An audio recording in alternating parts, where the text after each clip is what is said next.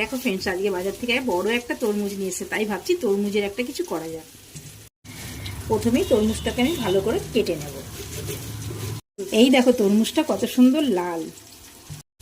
এইবার তরমুজটাকে আমি ছোট ছোট পিস করে কেটে নেব।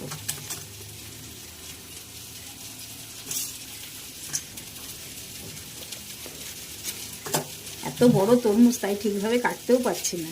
এবার তরমুজটাকে ছোট ছোট পিস করে কেটে নেব। এইভাবে আমি সব তরমুজগুলো ছোট ছোট পিস করে কেটে নেব। এইবার আমি দানাগুলো আস্তে আস্তে বেছে ফেলবো।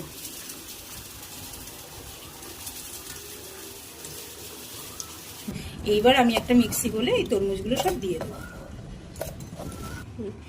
এইবার আমি এর মধ্যে দিয়ে দেবো কটা পুদিনা পাতা।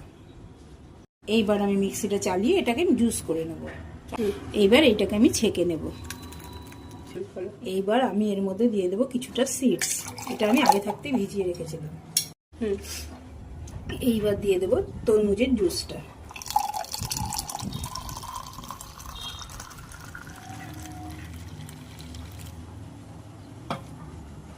এইবার এটাকে কিছুক্ষণের জন্য ফ্রিজে রেখে দেবো। এইবার এটা ফ্রিজ থেকে বার করেছি, এটা একটু ঠান্ডা হয়ে গেছে। এইবার এইটাকে আমি সুন্দর করে গার্নিশিং করে নেব।